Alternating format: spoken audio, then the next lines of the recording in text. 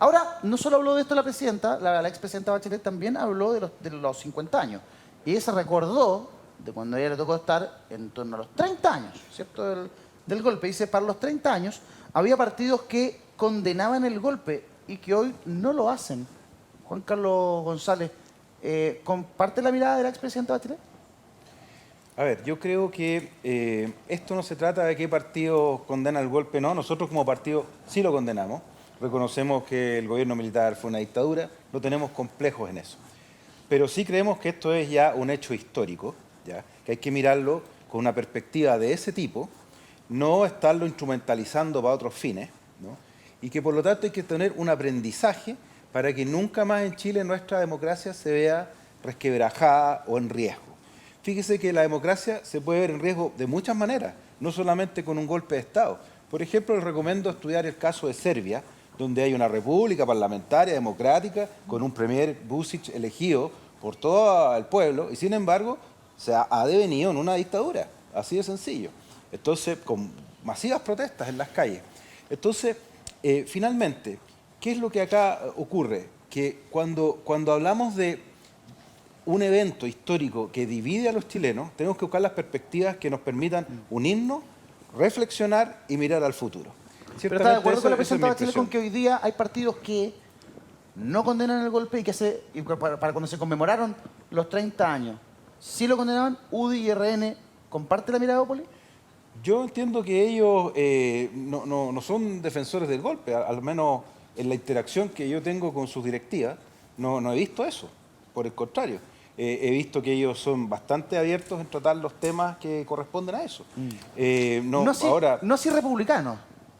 Bueno, los republicanos es otra cosa. ¿Están dispuestos en algún momento a pactar con republicanos de cara a alguna elección en particular, alguna campaña en particular? No, nosotros como Evópolis hemos sido muy claros en que nuestro distanciamiento ideológico con republicanos es amplio.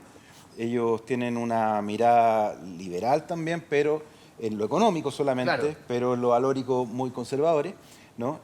También ellos también han planteado en algunas miradas de estructura que no son necesariamente retroceden en algunos aspectos que hemos evolucionado como democracia y que por lo tanto no simplemente no es que lo encuentre malo, pero nosotros no estamos en esa misma corriente. ¿Ya? Así de sencillo. Rodrigo Retti, ¿coincides con la presidenta de que hoy día hay partidos que no condenan el golpe y que para los 30 años sí lo hacían? Sí, totalmente. Lo que dice la expresidenta Bachelet, a quien yo le tengo un respeto gigante y ojalá se pudiera presentar como candidata presidencial, dado lo que mismo decía Gloria, en el sentido de que, y incorpora un elemento más, estamos necesitando un estadista que vuelva a permitir dirigir el timón del buque con firmeza. Y creo que una persona de las características de Michelle Bachelet lo permitiría. Y aquí quiero hacerle un cariño también a la oposición.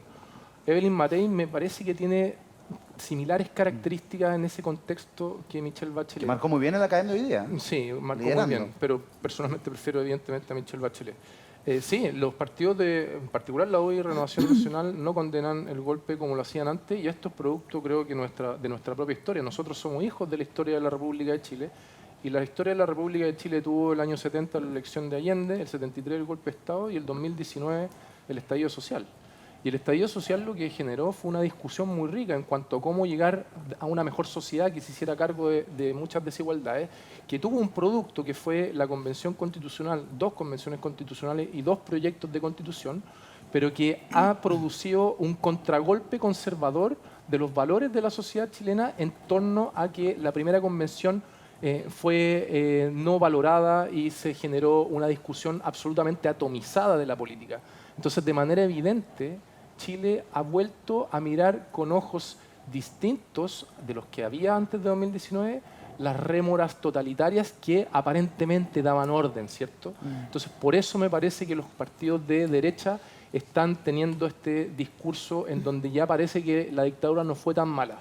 Evidentemente, y aquí en mi opinión personal, lo anterior era un análisis descriptivo, me parece totalmente inconducente y debieran señalar de que el golpe de Estado fue la peor historia o la peor parte de la historia de la República de Chile, por lejos. desapariciones, asesinatos y torturas es algo que no puede compararse con ningún elemento del mal gobierno de Salvador Allende. La mirada de Rodrigo la comparte Julia respecto de que ha habido una vuelta en el péndulo, si tú quieres, en el pensamiento nacional o en la opinión pública, y hay una mejor mirada respecto del conservadurismo, y por eso hoy día hay sectores de derecha que no condenan el golpe de Estado como sí lo hacían para los 30 años. Yo creo que hay un pragmatismo que llega a abismar a veces. Hoy día, producto de las situaciones que se están dando en el país, el desempleo, corrupción, etcétera, la derecha ha ido ganando terreno. Y algunos sectores han entendido que el hecho que la derecha gane terreno implica también olvidarse o no reconocer ciertas situaciones en nuestro país. La verdad que el golpe de Estado es un hecho absolutamente condenable. Ni siquiera yo diría que en el mundo militar hoy día existe un disenso respecto de eso. Yo distinguiría lo que son militares en servicio activo con los militares que se encuentran hoy día en retiro. Lo de Isla Dawson es un buen ejemplo. Es de un aquello. muy buen ejemplo. Sí. El libro de Martínez, del general Martínez, el general del ejército, también es una muy buena señal en ese sentido, respecto a una reflexión que condena las violaciones a los derechos humanos y que se haya involucrado a los militares en estos temas. Yo creo que eso es una señal importante de lo que el mundo militar hoy día está pensando.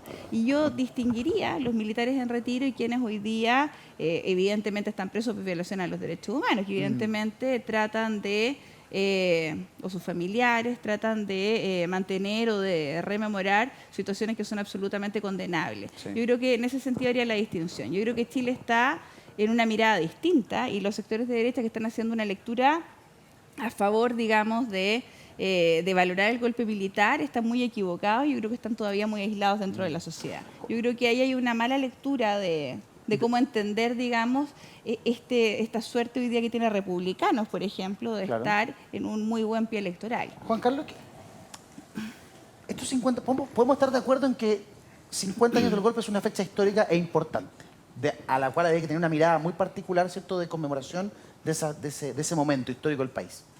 Y este gobierno ha tenido problemas importantísimos para poder gestionar esa fecha, para poder conmemorar esa fecha. 3 ministros en cultura, que es el ministerio además que debiese llevar o lleva la batuta a la hora de abordar el 11 de septiembre del 2023. ¿Qué mirada tienes tú respecto de cómo lo ha hecho el gobierno de cara a los 50 años? Primero que nada, yo quiero aquí señalar categóricamente que en Chile Vamos nosotros no valoramos el golpe de Estado, ¿ya? Si es que alguna derecha lo hace, no es la que nosotros representamos. ¿En la UDI no? Punto 1. No, la UDI no. En segundo lugar, quiero decir que a mí me gustaría que veamos qué pasó en Europa. En Europa se bombardeaban unos con otros en los años 40, ¿no es cierto?, la Segunda Guerra Mundial. Sí. A los 15 años estaban echando a andar la Comunidad Económica Europea y a los 45 años después estaban echando a andar la Unión Europea, ya con el Tratado de Maastricht, ¿ya? Nosotros, 50 años después, todavía estamos pegados a una cuestión. ¿Y por qué? Eso, ¿por qué? Porque finalmente es una fecha que nos divide y que esa división le sirve a determinadas personas. Le sirve incluso, ¿a quién le sirve? A los que quieren polarizar al país, ¿ya? Solo por eso es que la presidenta Bachelet dice, sin verdad y sin justicia es difícil que haya reconciliación. Habla de la reconciliación. En Chile no ha habido justicia total, no ha habido verdad total. Eso lo digo yo. ¿Eso es lo que nos impide reconciliar? Mi pregunta es, yo creo que por supuesto, tiene razón, efectivamente para reconciliarse tiene que haber verdad y justicia. La pregunta es, ¿dónde termina eso? Vimos hace pocos días un abogado adulto alegando en el proceso penal de su padre detenido y desaparecido. No recuerdo su apellido en este momento. Pero también hubo un informe Rettig, hubo un informe Balech, hubo una serie de reparaciones a muchas personas. Ha habido, digamos, casi todos los juicios, incluso ya el caso del presidente Frey tuvo una vuelta, que eso no corresponde ni siquiera al periodo más inicial de la dictadura. No, pero digámoslo, la pregunta digámoslo es, en simple, el general Pinochet no fue a la cárcel. ¿Quién declara finalmente cerrada la etapa de verdad y justicia? ¿Hasta cuándo?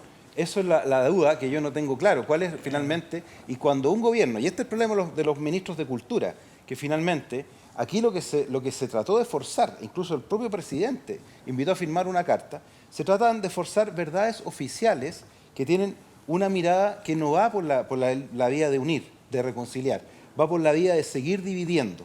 Y eso solamente le conviene a los que quieren mantener al país dividido y bajo el control de los polos. Porque hay dos Claro, polos. pero Hay ojo, un también polo le conviene a cada otra lado parte, que ciertamente le rentabiliza que el país se encuentre incendiado. A ver, Sí, Mauricio hay Daza. otro lote al que le conviene, ¿no? Que es precisamente a quienes tuvieron responsabilidad directa en los graves atentados en contra de los derechos humanos que se cometieron durante la dictadura en nuestro país.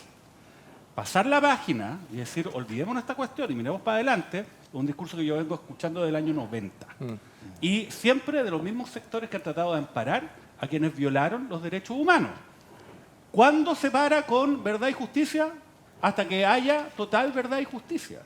¿Por qué? Porque resulta que hay personas que no saben en qué circunstancias murieron sus familiares. Eso genera una herida que va más allá de lo político. Y acá lo que ha fallado es el tema de memoria. Acá una vez hablamos con Carmen Gersa acerca de eso. Sí. Porque la memoria no puede ser simplemente hacer un memorial, generar un monolito en un determinado acto público. No, tiene que tener la vía de entender de que lo que ocurrió en nuestro país fue brutal y que es inaceptable que haya pasado para los efectos de decir de que de verdad no podemos generar las condiciones para que vuelva a ocurrir, ¿no? Y ese ejercicio de memoria real tampoco se ha hecho y por eso es que existe esta división. En Europa, después de la Segunda Guerra Mundial, claro que había un consenso generalizado, a lo menos, respecto a las atrocidades que se cometieron durante ese periodo en Europa.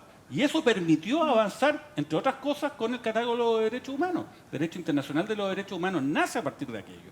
Pero ese consenso, lamentablemente, en nuestro país aún no lo alcanzamos. Uno dirá, qué triste, 50 años no lo alcanzamos. Bueno, es la realidad. ¿No? Nuestro país todavía está en una formación. Es un país joven, 200 años, ¿no? Y con una vida muy traumática, pero tenemos que avanzar. Y lo que se echa de menos es la posibilidad, lo menos, de juntarse y ver cuáles son aquellos pisos mínimos en los que estamos todos de acuerdo, ¿no? Y que todos los sectores políticos se sienten a la mesa, ¿no? Una mesa la cual no puede ser citada en un programa de radio en España, en todo caso. Eso hay que decirlo. Hay que hacer un ejercicio real, ¿no? Citar a los distintos sectores políticos y decir, a ver, ya, tenemos diferencias, pero veamos, aunque sea pequeño, ¿qué consensos tenemos? Eso habría sido súper valioso. Lamentablemente eso ya no va a ocurrir por la dinámica política que se ha dado y se va a transformar más bien en un evento mediático más que una reflexión profunda que nos permita sentar ciertas bases para avanzar a un mejor futuro.